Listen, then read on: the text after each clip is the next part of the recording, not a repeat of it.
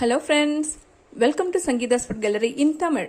நாம் இன்னைக்கு குஸ்கா எப்படி செய்யறதுன்னு பார்க்கலாம். இது செய்யறதுக்காக நான் 2 கப் அளவுக்கு பிரியாணி அரிசி எடுத்திருக்கேன். நான் இப்போ ஜீரக சம்பா அரிசி தான் எடுத்திருக்கேன். நீங்கள் ஜீரக சம்பா இல்லைன்னா பாஸ்மதி ரைஸ் இதில் வேணால் செஞ்சுக்கலாம். இப்போ இந்த அரிசியை நல்லா கழுவிட்டு அரை மணி நேரம் ஊற வச்சதுக்கு அப்புறமா தண்ணியெல்லாம் வடிகட்டிட்டு எடுத்து வச்சிருக்கேன். ஒரு குக்கர் சூடு பண்ண வச்சிருக்கேன். இதில் 2 டேபிள் ஸ்பூன் ஆயில் சேர்த்துக்கலாம். கூடவே 2 டேபிள் ஸ்பூன் நெய் கூட சேர்த்துக்கிறேன்.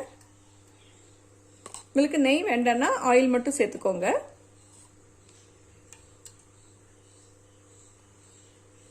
இந்த ஆயில் சூடாயிடுச்சு.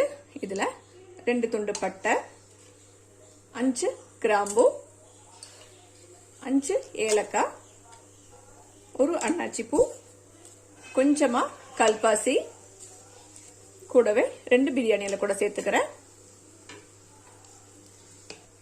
இதில் அரை டீஸ்பூன் சோம்பு கூட சேர்த்துக்கலாம். இதெல்லாம் நல்லா சூடாயிடுச்சு. இதில் 2 பெரிய வெங்காயத்தை நீளவாக்கில் கட் பண்ணி வச்சிருக்கேன். இதை சேர்த்துக்கலாம். இதை வணக்கிக்கலாம்.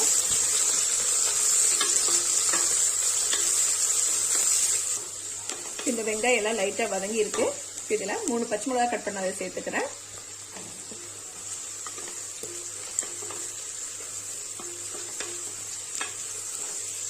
இதெல்லாம் நல்லா வணக்கியாச்சு.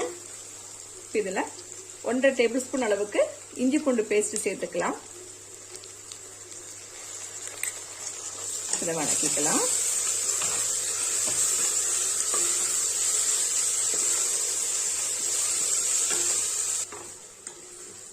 இந்த வெங்காயம் எல்லாம் நல்லா வதங்கிடுச்சு.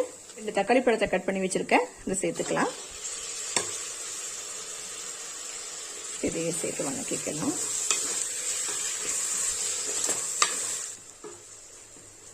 தக்காளி எல்லாம் நல்லா வதங்கிடுச்சு. இதுல ஒரு கைப்பிடி அளவுக்கு புதினா சேர்த்துக்கலாம். ஒரு கைப்பிடி அளவுக்கு மல்லித்தலை கூட சேர்த்துக்கலாம். இதை வணக்கிக்கலாம். இதெல்லாம் வணக்கியாச்சு. இதுல அரை டீஸ்பூன் மஞ்சத்தூள் சேர்த்துக்கலாம். 1.5 டீஸ்பூன் மிளகாத்தூள் சேர்த்துக்கலாம். நீங்க உங்ககிட்ட இருக்கிற மிளகாத்தூளோட காரத்துக்கு தகுந்த மாதிரி கூட்டியோ குறைச்சோ சேர்த்துக்கோங்க. 1 டீஸ்பூன் கரம் மசாலா தூள் கூட சேர்த்துக்கலாம். இதை கலந்துடலாம்.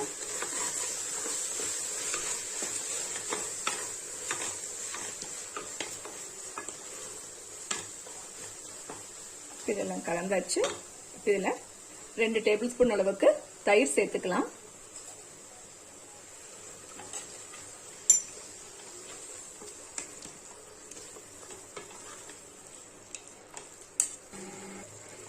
இதெல்லாம் நல்லா கலந்தாச்சு.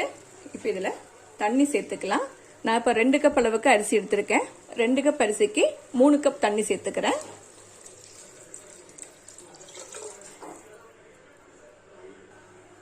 இதுல தேவையான அளவு உப்பு கூட சேர்த்துக்கலாம்.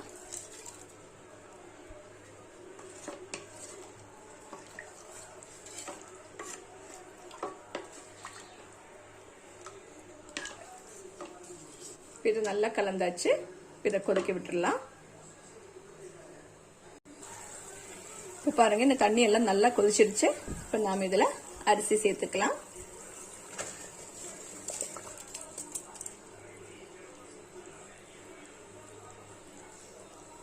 வெள்ளை அரிசி இதுல சேர்த்தாச்சு. கலந்துக்கலாம். இதை வேக விட்டுடலாம்.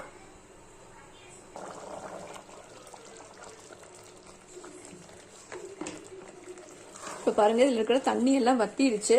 இன்னும் கொஞ்சம் கூட வத்தட்டும். இப்போ பாருங்க, இதில் இருக்கிற தண்ணி எல்லாம் வத்திடுச்சு. இந்த ஸ்டேஜில் நம்ம இதை தம் போட்டுக்கணும்.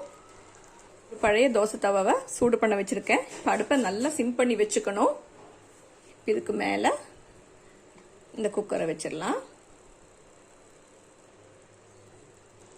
இதுக்கு மேலே கொஞ்சம் நெய் கூட சேர்த்துக்கிறேன்.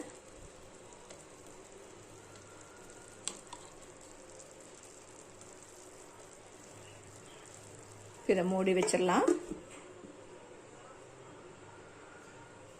இதுக்கு மேலே ஒரு வெயிட் வச்சுக்கலாம். அவ்வளோதான். அடுப்பை நல்லா சிம்மிலேயே வச்சு 10 நிமிஷம் தம் வச்சிடலாம்.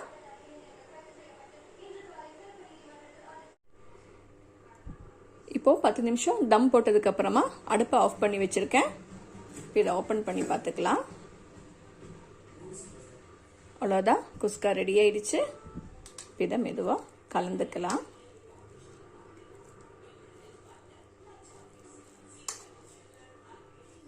அவ்வளோதான், ரைஸ் எல்லாம் கரெக்டாக வெந்து வந்திருக்கு. அவ்வளோதான் பாருங்க, ஈஸியாக செய்யக்கூடிய பிளெயின் குஸ்கா ரெடி ஆயிடுச்சு. நீங்களும் இந்த ரெசிபியை ட்ரை பண்ணி பாருங்க. உங்களுக்கு பிடிச்சிருந்தா லைக் பண்ணுங்க, ஷேர் பண்ணுங்க, கமெண்ட் பண்ணுங்க, அண்ட் என்னோட சேனலை சப்ஸ்கிரைப் பண்ணுங்க. தேங்க்ஸ் ஃபார் வாட்சிங்.